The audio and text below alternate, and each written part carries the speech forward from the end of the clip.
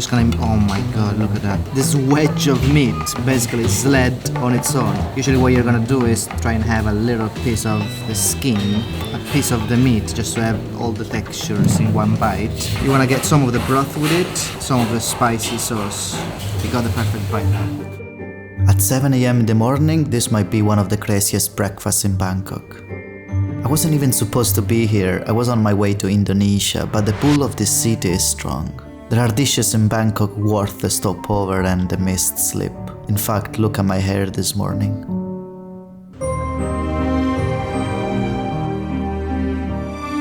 This is Charoen Krung, Bangkok's oldest paved road, still lined with old Chinese Thai shophouses serving some of the city's most legendary pork and duck dishes. Even if the meat is obviously very rich and fatty, everything around this dish is designed to cut through this richness, this sort of bracing liquid which is aromatic, lightly spiced. You can feel the herbs, the star anise, the garlic, and it's surprisingly light and clean. It's kind of sweet as well. The freshness of the cilantro itself. Charoen Saeng Silom is an institution regarding Chinese-style braised pork leg, or Khao Kha Moo as they call it locally. By 7 a.m. the place is already crowded with locals, mostly office workers. The pork legs are simmered for 14 hours in a Chinese 5-spice soy broth until the skin turns gelatinous and the meat almost falls apart. People specifically wake up early for this place because they regularly sell out before lunchtime. If you come late, you miss it. To me, this is a dish that really represents the sin of loving meat. There is too much pleasure in having this dish. The skin and the collagen is soft and gelatinous, almost silky. It's got this sort of melt in your mouth texture, which is really makes it kind of addictive to me. Yeah, it's really crazy. Even that sort of spicy concoction, it's got garlic, it's got ginger, it's got fresh chilies. It's designed to cut through the richness of this dish. And so, to be honest, I'm already regretting that I didn't go for the big portion, because I'm munching through this, I'm going through this, and it's so easy for me. Like, it doesn't even feel heavy, despite all the fat, despite all the gelatinous skin. And you really have to come here in the morning, like 7 a.m. as soon as they open, because these people are gonna sell out so fast. Like 10, 11 a.m. you're not gonna find anything else. Especially if you want this one. They sell the pork knuckle, they've got other dishes, but this is what you come here for. They do not give you a knife. You don't need to cut this meat. You can use anything. You can even use like a toothpick would be enough to cut this meat. I think there are also some mustard greens as well. Slightly tangy, they are designed to counterbalance the richness, the fattiness. What a beautiful piece of engineered meat dish. The meat just, I don't know, melts, it just becomes liquid in your mouth. It's just extremely tender. It may really look like a simple dish, but this is really been engineered. Braised liquid, the greens used. This is just high-level cuisine, really. Eye level. It's really beautiful to come here in the morning, in the relative quiet of Bangkok. It's hot, but not too hot. So obviously it's early morning. It's perfect, really. Now, this is the kind of places that really make me really tempted, like moving to Bangkok, really. What a food city, Bangkok, right? What a food city. I've almost finished the whole skin, but as you see, there are lots of meat pieces still hiding. Look at the bone, like slides along.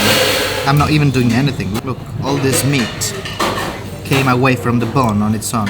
I am in paradise, really. This is truly what meat paradise is made of. Not every breakfast in Bangkok needs to be this heavy. Sometimes all people want before work is a quiet bowl of rice porridge. Jok is Thailand's version of rice porridge, and it's one of Bangkok's great comfort foods. And this little shop is called Jok Prince, famous for one thing in particular: the subtle smoky flavor running through the porridge, coming from the slightly burnt rice at the bottom of the pot. It's a tiny detail, but one that turned this humble little shop into a Bangkok legend. The jok is served with pork meatballs, fresh spring onions, thin strips of ginger, a soft boiled egg melting into the porridge, and if you want, a century egg, a preserved egg with a dark jelly-like texture and a deep, hearty flavor. And on the side you get served patongo, which is like crispy dough stick, which are obviously fried, and you've got your condiments as well. I'm gonna actually try the porridge first. You can see it's got this kind of smooth and but grainy kind of texture and a little bit jiggly. Oh yeah, that's ginger inside, plenty of spring onion flavor. It's got this sort of lightly kind of smoked burnt type of flavor. Let's try one of the pork meatball. As you can see, it's quite chunky, has got an irregular shape and looks like it's loaded with meat. Yes. It's filled with minced meat and fatty bits inside as well. Sometimes meatballs in Thailand can have like maybe too much sort of starch component, but this is packed with meat.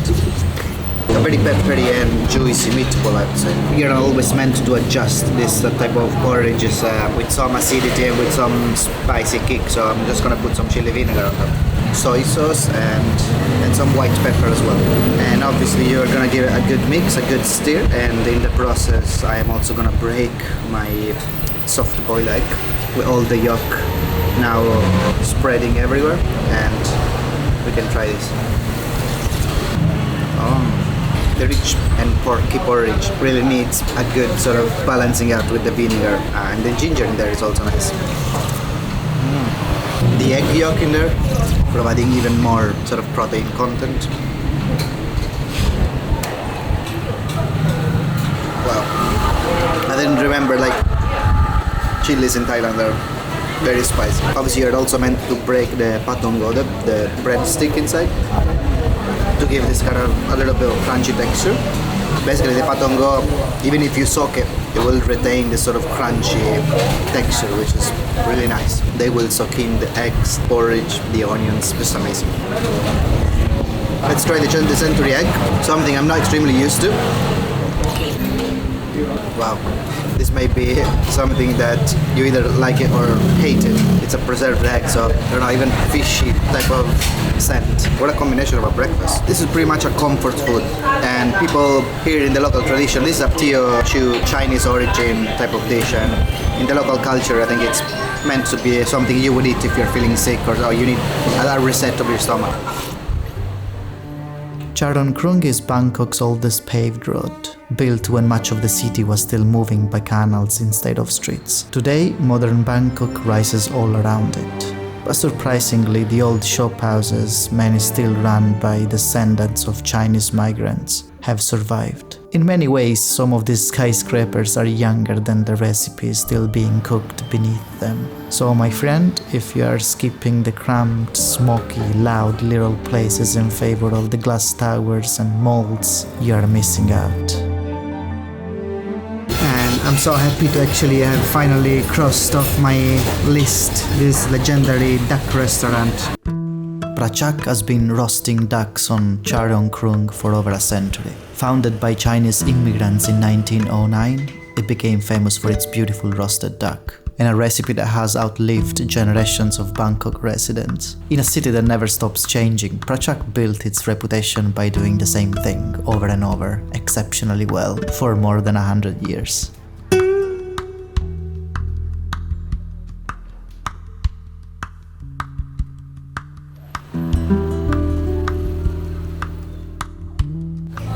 I'm gonna have a big platter of roasted duck with rice, and in the meantime I've ordered like cream bun, sort of Chinese style type of bun with, I don't know, it says cream, I'm not entirely sure what it is. It's like a sweet, custardy and starchy type of filling. It's not runny at all, it's kind of solidified now. The platter of rice and duck, is that right? As per main, it's a big portion. It doesn't look that big to me. I could definitely have bigger ones, but as you can see, there's the juicy and moist duck all coated into this beautiful gravy. And then there is some ginger on the side and some cucumber. And then we've got the classic seasoning here in Thai. Some sugar, some chili powder, some fresh chili in vinegar and fresh chili in dark soy sauce. And also a little bit of fish sauce. I'm not entirely sure if I'm gonna use it here. There's lots of people actually waiting on a queue here to eat, so I'm not entirely sure if I've got a lot of time here to sort of describe things, but actually I'm gonna try the rice, which is obviously, you know, it's brown because it's soaked into this roast duck juice, so I'm gonna try first just the rice.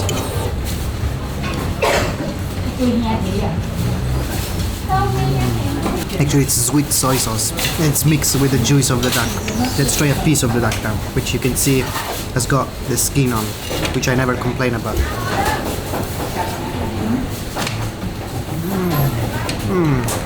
So much roasted duck flavor. The skin is fatty, is rich. I have to say, the meat of the duck sometimes can feel quite chewy and stringy and tough, but this duck melts in your mouth. I think it's definitely missing a little bit of spice, so I'm gonna add a little bit of this vinegar, which should add also some due acidity. Oh yeah, when you mix a little bit of vinegar into the sweet soy sauce and the umami flavor of the duck. And I've ordered a little bit of chrysanthemum juice. Chrysanthemum is a flower, I believe. Quite interesting, actually. The green chilies don't actually add too much spice. I'm gonna add also some chili flakes to the next bite. I really wanna feel the kick. Now you just need to mix the vinegar and the chili, and I think now we are getting to the level of spice that I would be satisfied with. Really high quality duck. It's succulent, it's moist. Maybe a little bit too much chili. Maybe I exaggerated this time, but still very delicious. Lots of people come here to order to take away. There's an entire takeaway team with their own section, you know, preparing the packages, the sauces, the meat. It's a really bustling type of environment. Thank you very much. Thank you. And so that was the duck portion of this meat food tour. It's a beautiful restaurant. You can see outside they are also preparing the noodles with the duck as well as the rice. But I also have other cuts of meat you can actually see at the window. Charoen Krung. It's packed with all these little Chinese Thai shops. It's really beautiful. Just walking around, just getting yourself into the chaos, into the aromas of the streets here in Bangkok. It's really impressive. You can't make 2 meters walking without stumbling on grilled chicken, on different types of meats, fried chicken as well, ducks hanging at the counter, and all sorts of fritters that you can imagine. This is one of the things that I find fascinating about Bangkok. It's littered with all sorts of foods that you would normally want to eat when it's this hot and when it's humid. And still it's really difficult to not be salivating as you walk around the different streets and little alleys. We're gonna take a break from eating, and this evening we're gonna come back for some more pork actually. Ooh, it's hot outside. You need a little bit of fruit, especially after all this sort of fatty meats that we are having.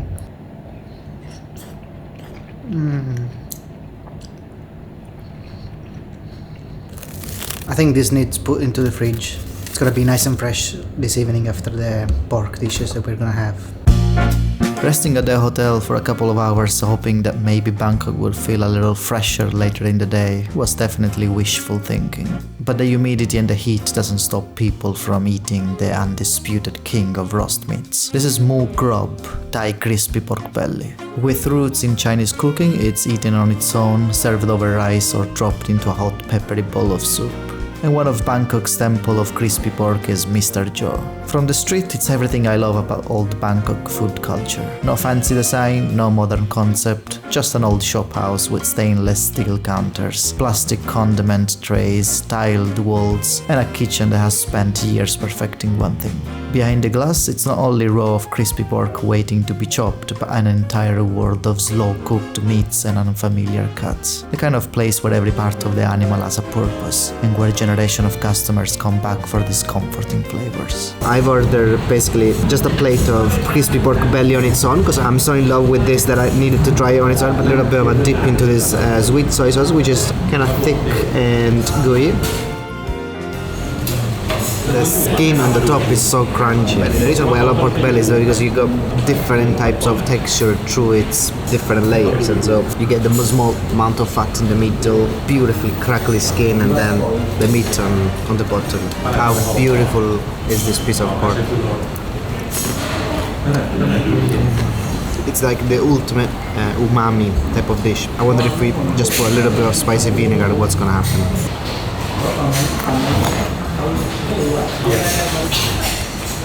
It's not extremely spicy actually. It's mostly vinegar and spicy, but the little spice kick is welcomed. The star of this is that centimeter thick, crackly, crispy, crunchy skin. It's perfection really. It's not oily, it doesn't squeeze oil, it doesn't feel, obviously it's fried, but it doesn't feel overly greasy. It's just perfection. This is a snack that I could have any day really. Give me just a plate of this any afternoon and I would munch on it. I truly believe that crispy pork belly has been engineered in a way that tricks your brain. The crunch, the fatty middle, the slightly chewy layer of, but still tender layer of meat. You'll see vendors selling and displaying their pork belly all around Bangkok, but this quality of pork belly, I don't know.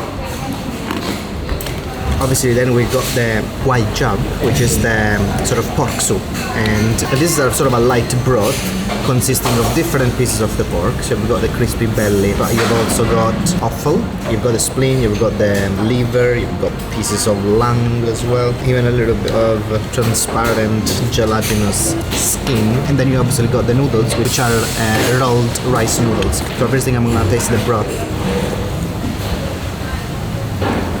It's amazing, dominated by the pork flavor, but it's extremely peppery, full of this spring onion flavor, and also it seems like some of the meat and the crispy bits of the pork belly have disintegrated into the soup. So, I mean, this soup is perfect like it is, but obviously we can do some adjustment.